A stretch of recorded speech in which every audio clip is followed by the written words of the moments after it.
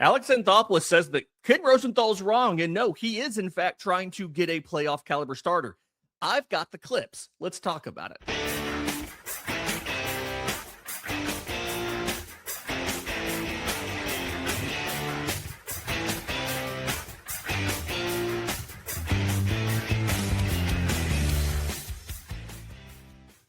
Yes, welcome on into Braves Today, a production of the Belief Podcast Network and presented to you by FanDuel. I'm your host, Lindsey Crosby, author of the Braves Today newsletter over at bravestoday.com. My co-host Bandit is here with me, but I don't think he's going to have much to add to the show because he's about to fall asleep. Alex Anthopoulos said that Ken Rosenthal's wrong, right? I did the show on Saturday morning. A lot of attention to it because Ken Rosenthal reported something that a lot of people were worried about, right? That the Braves were focused on adding offense and not starting pitching at the trade deadline.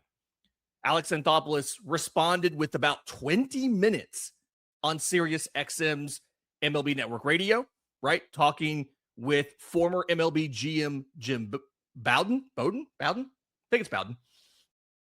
About injury updates, trade deadline, all of that kind of stuff. And one of the very first things that they got to in that conversation is that they can't count on the injured players, and they are actively looking for a playoff caliber starting pitcher between now and the trade deadline. So I've got a couple clips for you. First one is going to be the thoughts on Spencer Schwellenbach, right? I have the clips of the injury updates we'll give later, but obviously we all know Schwellenbach's down in Florida. He is working. No rehab assignment has started yet. And we are, as of right now, just barely over 2 months away from the postseason. So AA's thoughts on, can you count on Spencer Schwellenbach this fall or not? Bach to me is a frontline starter, and we'll see how it goes. Unless we have absolute certainty, I just think the prudent thing for us to do is to not count on those guys. And if they come back and they're effective and they're throwing the ball well, they're swinging the bat well, if it's a position player, fantastic. You have depth. If guys come back and are back to the form that they've shown, that'll just make the club stronger. So right there, nope, we're not counting on Spencer Schwellenbach to come back. If he does, great. That'll make the team a better team, but they're not counting on Spencer Schwellenbach. And ultimately, I think that's the right move, right?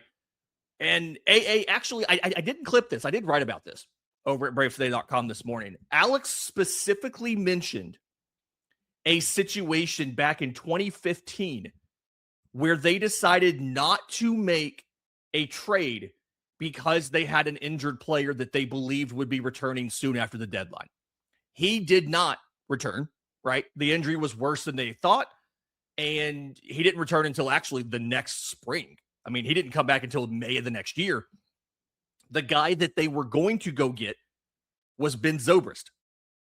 Those of you who remember the 2015 World Series, Ben Zobrist had like 20 hits in the postseason, and was a key part of that World Series win for the Royals. Then he went to the Cubs and was the World Series MVP. He won back-to-back championships. And AA talks about that still bothers him. It's one of the deals he regrets not making. And so because of that, they are not looking to wait on Schwellenbach. They are trying to be aggressive and go out and get a guy. And words only mean so much, right? The actions are the more important thing. But again, thanks to our friends at SiriusXM for the clips here, for sending me the audio of the appearance. Here is Alex Anthopoulos confirming that, I don't care what Ken Rosenthal says. He doesn't mention Rosenthal by name. I don't care what Ken Rosenthal says. We want to add a starter, and we want to add a bullpen piece. A playoff caliber starter out there, we would jump at that. If there's a reliever, we would jump at that. I mean, we see it all the time in the playoffs with all the off days. Not that many guys are going deep in the playoffs in terms of starts, and having a deep bullpen is pretty important, right? We've seen teams employ bullpen games in the postseason as well because of the off days. So I understand the worry here, right? I understand the worry is that he uses the if. And that's the first thing that stood out to me as well, right? If there's a playoff starter available, we would jump at that, right? If there's a reliever, we would jump at that. And I think this kind of comes back to what we've been talking about, what I talked about on Saturday, what we've talked about in previous shows, and what the reality is going to be in the next 2 weeks is that there are so many teams that are within striking distance of a wild card spot that teams just haven't sold. And Alex actually talked about that. He talked about the conversations he had before the All-Star break, trying to figure out who is available. Can we go ahead and make a deal? And how virtually everybody that he talked to before the trade deadline, before the All-Star break, said that, hey, just wait until after the All-Star break for us to even start having these conversations. Here's a clip of AA talking about the work he put in before the All-Star break, trying to find a guy to add to this rotation. We're not a complete team. I think we've got the upside to be a complete team, but we can add rotation, bullpen, bats. And as much as we all like to say, I need to get this, I need to get that, as you know very well, Jim, from all the trade deadlines you've been involved in, sometimes you just have to take what ends up being available to you, right? So you might want a starter. If that doesn't show up, maybe you need to make the offense better. Maybe you need to make the bullpen better. I just don't think at the deadline we could say we have to get this reliever, we have to get this bat. We literally, anything that'll make the team better. And my thoughts right now is I just don't know what's going to materialize. And really coming out of the break, now as trade talks are just getting started, and you have a lot of teams that are saying, look, in fairness, we need to give this a little more time. And a lot of them do. And so these next 10 days are going to be huge for people to make decisions. But I think you get to the weekend before the trade deadline, I believe, no one's told me this, that at that point, that's when teams are going to have to make decisions. Are we going to move guys? Are we going to keep guys? And maybe, we might see a trade deadline where years ago, the Red Sox and the A's made trades where Yoenis Cespedes got traded for, it was major league player for major league player. The Red Sox were going to take a step back. So their left-handed ace, John Lester, gets traded for Yoenis Cespedes. So maybe you'll see trades like that. They're obviously hard to do, to take away from your club, but I think we're all going to have to be creative because there's so much parity in the game, which is obviously good. There's just so many teams who haven't necessarily, I think I set that clip up wrong. There are so many teams who just haven't decided, are we buyers or sellers? And there's going to be so few teams that ultimately come on the side of being sellers that maybe this is something where a Tyler Kinley gets moved, right? You move one of your relievers, right? They have a James Karinchak. He has additional control. Maybe they move him. They take a guy on the major league roster who they deem, hey, this is a position of strength, which to me would come out to relief, but maybe, you make some sort of major league move for a major league player. Something interesting. I saw a note, I think it was Sunday. The Pirates are looking to add to their offense, but only if they can do it without taking on additional payroll. I think that was a Bob Nightingale report that came out on Sunday afternoon. And so, one, what are we doing here? I mean, you tell me the Dodgers are the problem and the Pirates are one of the better offenses in baseball. They want to make it better, but they won't spend any additional money. Come on. But you have the ability to do something let's say Ha-Seong Kim starts hitting in the minors. Let's say that Ha-Seong Kim picks it up and he is actually hitting when it's time for him to come back. When that rehab stint, that 20-day rehab stint is over. And the Pirates are in a position where they don't have Connor Griffin until late in the year because of the hand injury that he suffered a little while back. What if the Braves were to turn and say, hey, we'll send you Ha-Seong Kim and a reliever, a Tyler Kinley or something like that, and we'll pay their salaries the rest of the season. And in return, we want to get a pitcher, right? We want to get, obviously, it's not going to be like a Bubba Chandler or something like that, but Hunter Barco, He's a guy that has always been talented. Was a second-round pick in 22 out of Florida. Lefty. Hasn't been good in his limited MLB time this year, like 11 innings. But on the whole, in his career, is a really impressive prospect that's kind of been blocked, right? What if Atlanta goes out and makes a deal like that? Problem is, that specific deal I just mentioned doesn't help you in 26, right? You're not going to take him and throw him into the postseason. So it might be a little funny with how you work these deals out. And it might be a little creative. And I think the worst case scenario, and we can all kind of see it, I think the worst case scenario is the Braves come out of this whole thing not liking the options that they have and just sticking with what's here. And the thing that we do know, and AA talked about this, the thing that we do know is teams aren't ready to deal yet, but when they are, it's going to be competitive. Here's another clip, last one before we go to break, about AA's conversations he's already had with teams and how they've said that, like, hey, we're thinking about selling, but we're not committed to it yet. And here's how much work we're going to have to do when it's time to actually pull the trigger. Few calls just before the draft, right? So day one of the draft is the Saturday before the break. So I got a few phone calls, just people checking in and so on. So, you know, you're sitting there like, okay, I guess people are starting to make calls early. I'm very mindful of the fact that I want to be respectful to teams too. You know, maybe we've seen swings and standings and winning streaks and so on. And to call someone early July when the deadline's August 3rd, I don't want to, just because someone's maybe not where they want to be in the standings. And I know if someone's selling, they're going to start calling around and everyone's going to look. I don't think there's going to be any surprise deals.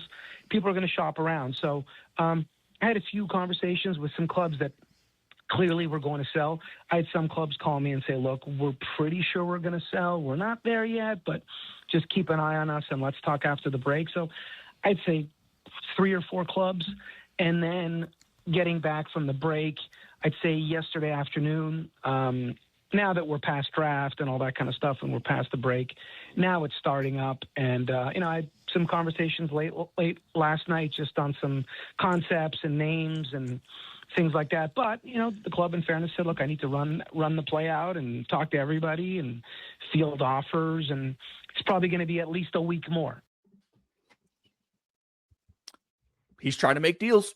The deals haven't come together yet because teams aren't ready. And, I talked about this a couple weeks ago, right? The deals weren't going to start until after the All-Star break. We're close enough to the trade deadline now where you can start to see these things start to trickle out. But we're in a situation right now where you're going to have to wait. And I think the benefit to waiting, I talked about this last week maybe, is you get more information on the guys you currently have, both the injured offensive players and the injured pitchers. Let's talk about AA's comments on those guys and where they stand. The ETA for Ronald Acuña Jr. and what they're doing with him, the ETA on AJ Smith-Shawver, which I think is a big deal. We'll talk about all of that next right here on Braves Today. But first, this episode's brought to you by our friends at IQ Bar, our exclusive snack, hydration, and coffee sponsor. IQ Bar protein bars, IQ Mix hydration mixes, and IQ Joe mushroom-infused coffees are the tasty, low-sugar brain and body fuel that you need to win your day. The Ultimate Sampler Pack's a great way to try all of the IQ Bar products and flavors. You get 9 IQ bars, 8 IQ Mix sticks, and 4 IQ Joe sticks. And all IQ Bar products are clean label certified and entirely free from gluten, dairy, soy, GMOs, and artificial ingredients. With over 20,000 5-star reviews and counting, more people than ever are fueling their busy lifestyles with IQ Bar's brain and body boosting bars, hydration mixes, and mushroom-infused coffees. And the Ultimate Sampler Pack includes all 3. Right now, IQ Bar is offering Braves Today listeners 20% off of all IQ Bar products, including the Ultimate Sampler Pack, plus free shipping. To get your 20% off, text MLB to 64,000. That's MLB to 64000. That's MLB to 64,000. Message and data rates may apply. See terms for details.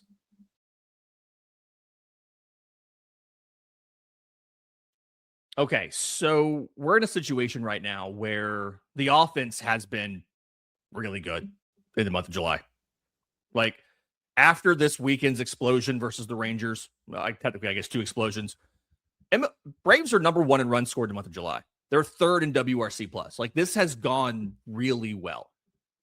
And when you compare this to the month of June, like, the Braves have already out-homered and outscored the June 26 Atlanta Braves. And I do think this complicates things a little bit, right? Because this kind of gets back to the idea of where is the true Atlanta Braves. But at the end of the day, I feel like the true version of this team on the whole is what we saw in May and is what we saw in July, right? It is a very good offense.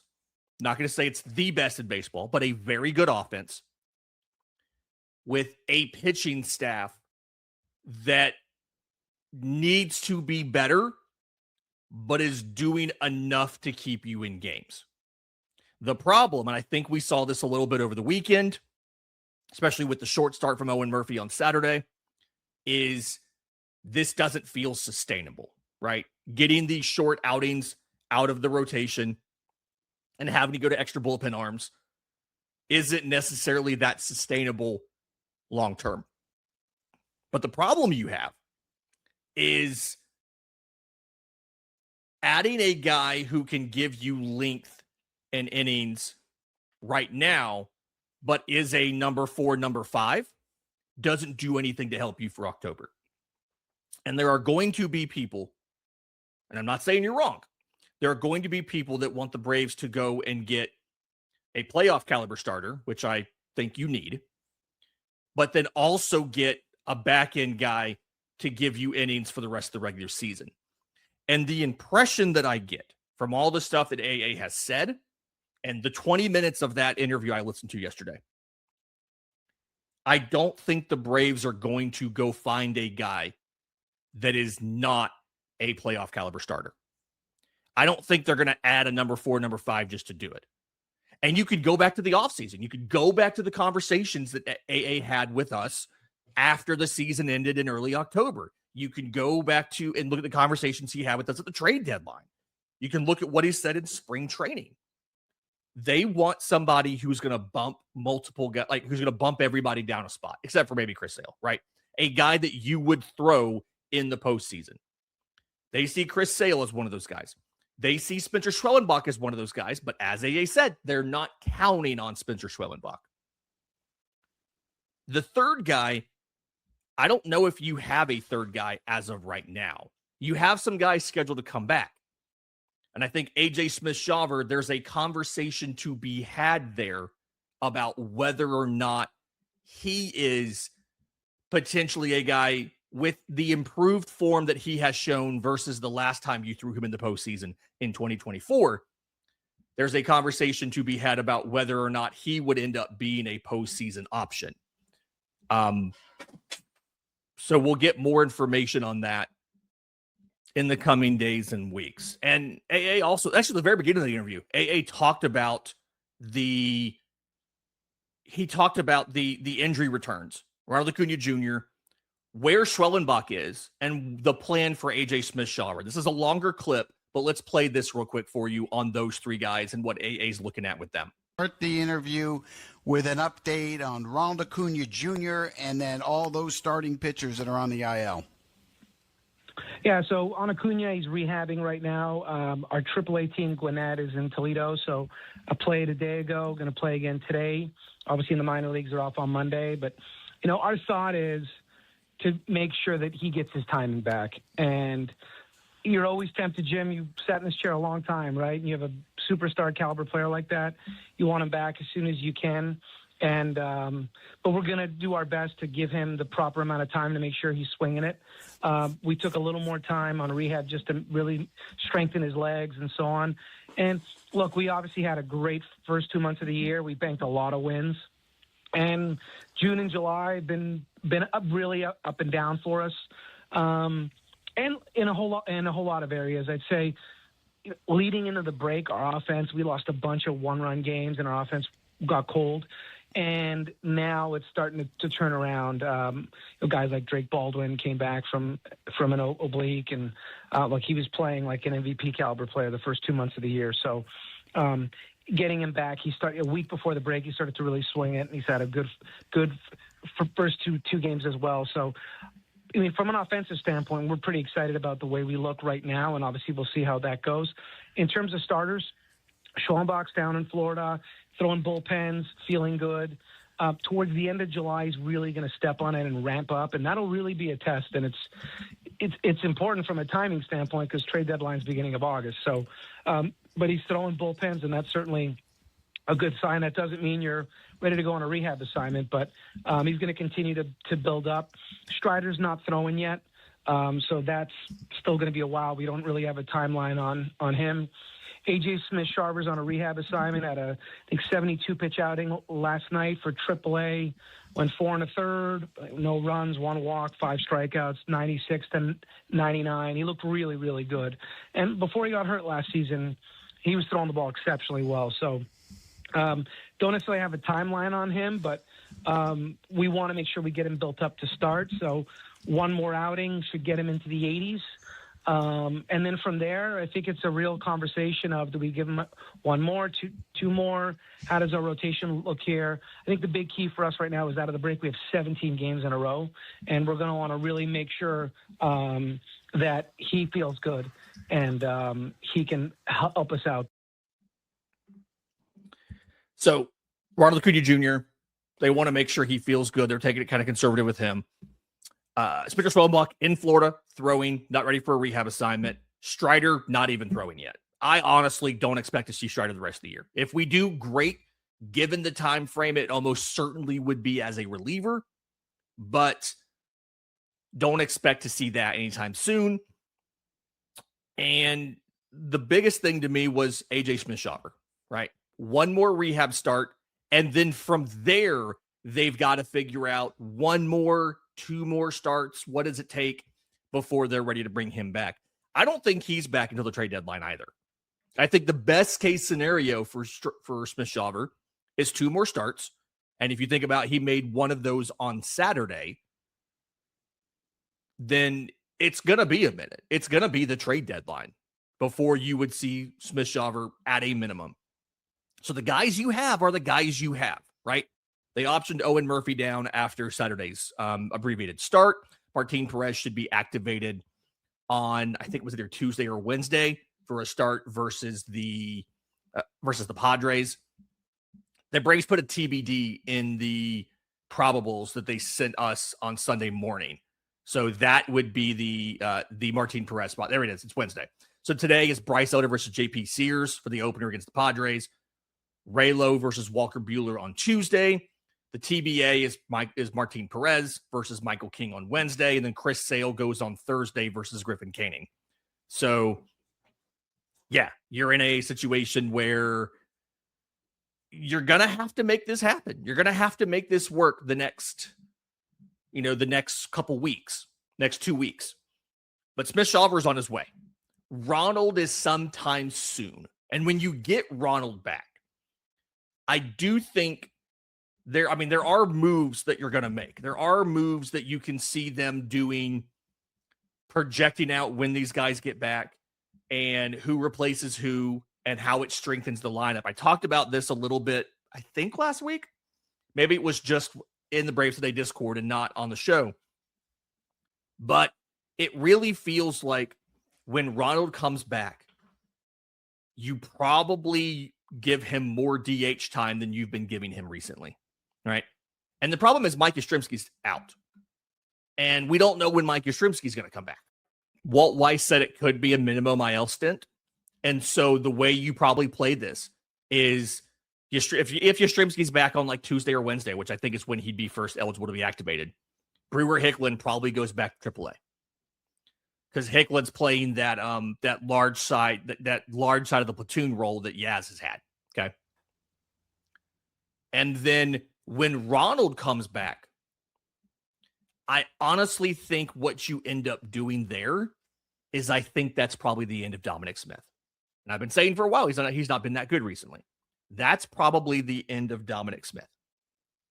And what you would do is you would use Ronald some in right, Ronald some at DH, and you would use Baldwin some at DH. And the offense really looked different when you didn't have Baldwin and you didn't have Acuña. To me, those are the two guys that you need to keep on the field. So those are the two guys you likely need to pair at DH.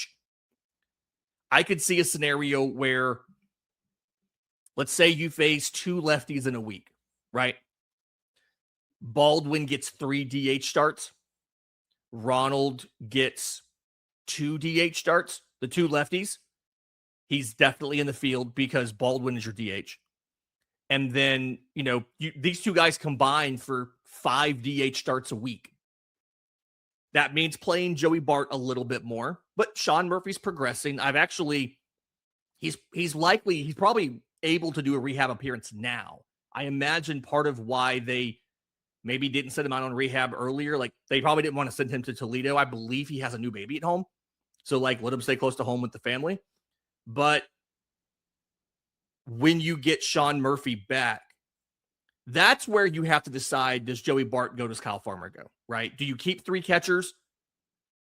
And that means you can DH Baldwin more often, and you just have to find playing time for the third guy? Or do you dump Kyle Farmer? And do you dump Bart and hope he clears waivers? Because he has additional control left. Would not mind keeping him in the organization. It'll still make a roster crunch next year, though, unless you move somebody in the offseason. But when Murphy is finally back, you have a lot more flexibility because it's very clear the organization believes, one, in the glove and the defense, which is, I don't think we can argue right now Sean Murphy's not a fantastic defensive catcher. I think that the question is the bat. And I think we've seen when he's healthy, and I'm not just talking about 2023, when he's healthy, he's been able to be an impactful bat. And like when he first comes back from some of these other injuries, the oblique or whatever, he looks pretty decent offensively. And then as the hip would deteriorate, the performance would fall off. I'm still a believer in Sean Murphy, just like I'm still a believer in Austin Riley. And this big weekend Riley just had kind of should tell you a little bit more about that. So there's offensive help coming. And some of it's pretty close. Like there's talk Ronald could be activated by the end of the homestand, right? You have 4 against the Padres, and then you go on the road to the Orioles this weekend. Ronald could be in the lineup on Friday for the opener in Camden Yards. That's how close I think we are to this. But then behind that, you have the possibility of, you have Yastrzemski this week. You have Ronald. You have Sean Murphy on the horizon. At some point in time, the 20 days for Ha-Seong Kim on rehab is going to come up. And you have to decide, is he hitting well enough to put back at the major league level and let him be your shortstop again? Is he showing some sort of signs of life where you can just dump him in a trade?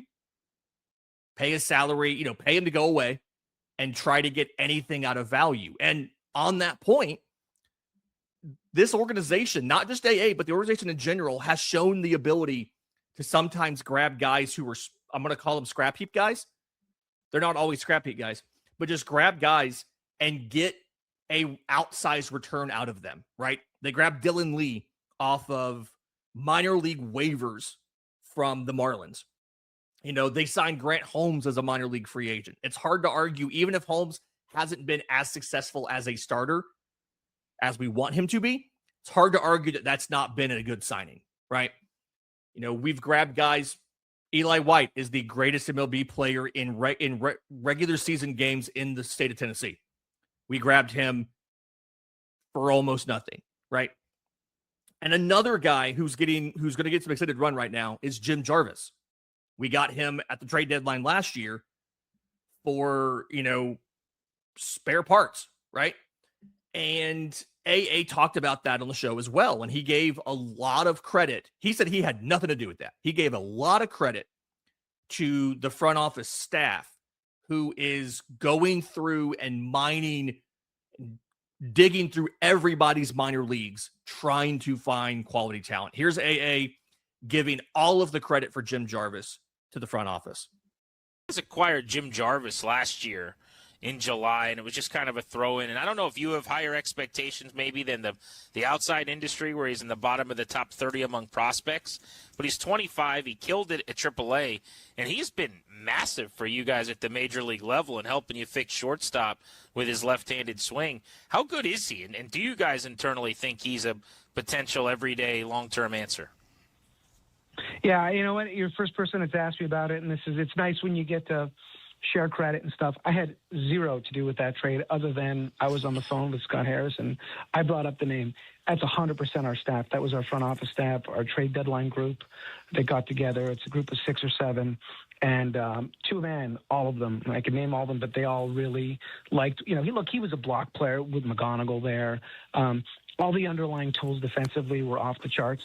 And he had some, he had some other tools, so from a defensive standpoint, we thought he was elite. From an offensive standpoint, we thought there was some tools and even though he wasn't really performing, even if you look at his college career, it wasn't great performance. But our front office group was really, really strong on getting him and acquiring him. And, they're the ones that brought the name. And look, I know I'm the one doing the interviews and so on, and Jim knows this too, but you don't have time to be a one-man band and try to dig up all these players, especially when you're trading expiring contract relievers and you're juggling 500 balls in the air. You need a staff to really come up to talk to your scouts, talk to the analytics people and so on, and to give you a group of names. Now, I'll review it and go through it, and I'll try to poke holes, and I certainly did there, and these guys were all really, really strong. So all the credit, not 99% of the credit, 100% of the credit is to our senior group, our front office group. They identified him, and he's been great. I mean, he's been great defensively. He's done a nice job offensively as well. He's getting an opportunity. He started against Gore. And, again, I don't want to speak for Walt specifically. He makes the lineup up, but I believe he's going to give him an extended run here as an everyday guy at short, and we love what we've seen. So just a little fun thing there of AA deferring the credit to the front office staff and a lot of deals for minor league guys, unless it's a top prospect or if it's a veteran side of the minor league deal, the GM's not involved, right? Martin Perez talked about this too. He talked about in the offseason, the unusual part about him signing a minor league deal with the Braves was that he talked to AA. That was the weird part, because normally you sign a minor league deal, you're working with somebody else in the front office. You're not working with the GM. And Martin Perez talked about AA felt so strongly about it that AA himself got involved in the negotiations and the conversation and called him to sell him on the team and all of that. But this is a great kind of showing of how, hey, this is absolutely like a team effort. They're uncovering gems. And so I have the faith that if they do some sort of, that even some deal that may look minor at the deadline could end up having outsized returns, right? But I also think the emergence of Jim Jarvis, and reminder, I wrote about this earlier in the year before Jarvis got called up. Atlanta changed his swing and did some mechanical stuff with him when he joined the organization. And he's now a better version of what he was with the Tigers.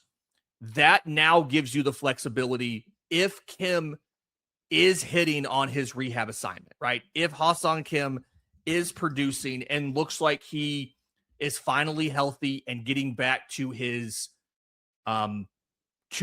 previous form that he showed in the majors, this gives you a piece. If you want to move on from Kim, this gives you an asset, right?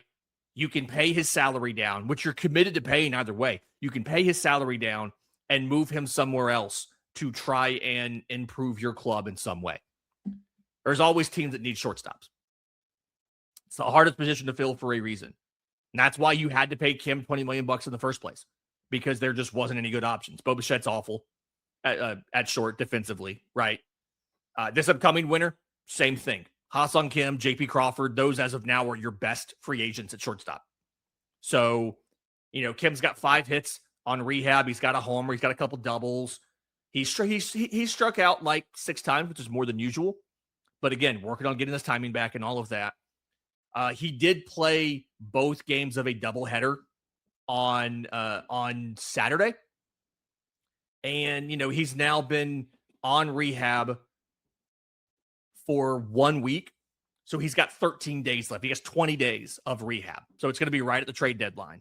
You're either going to reinstate him and probably option Jarvis down, or you're going to trade him.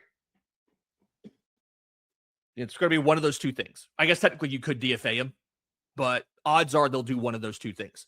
Let's see what it is. But it really, the hard part of this whole situation, this whole show is this. AA said some of these things before, right? He said he wants an impact starter. He said that it's a front burner priority, whatever. He has to actually do it. And I understand that. And I know that there's a lot of you who aren't going to believe him until he does it. And that's perfectly fine. That is perfectly allowed, because the fact is, the truth is, he no longer has the benefit of the doubt on this, right? I heard so many comments from Saturday about, in essence, I'll believe it when I see it. And that's a perfectly valid opinion to have. It did sound like this is just, as somebody who has now for 3 years sat in press conferences, been on Zooms, talked to him at the winter meetings and all of that. It did sound different this time than usual, right? It did feel like, this is all personal opinion, right? It did feel like he understands that he's in a corner now and that they have to do something. But again, what's going to come available? How much is it going to cost? And is he going to be willing to be uncomfortable just to make a deal happen? Because that's been the thing that stopped it from happening in the last couple off seasons, is either the money, the Dylan Cease money, and giving up the number 26 pick was uncomfortable, or acquiring Freddie Peralta and giving up J.R. Ritchie without an extension was uncomfortable, right? So what do? What happens? We'll find out in 13 days. That'll do it for Braves Today for Monday, July 20th. Please like the video. Please subscribe both here and at bravestoday.com. I wrote a whole piece this morning with some quotes from this story, but tried to develop a framework to figure out the traits you would be looking for in a playoff caliber starter, right? Whether it's strikeout rate, whether it's platoon splits, like all that kind of stuff. And then tomorrow on the newsletter, we're going to take that and we're going to try to identify targets. And I think what we're looking for is a quality threshold. At what point do we say it's good enough or it's not good enough, right? Like, how do we determine if a guy is truly good enough to be to sacrifice assets to add and not? So that'll be on the newsletter today and tomorrow. But that'll do it for Braves Today for Monday, July 20th. Talk to you next time.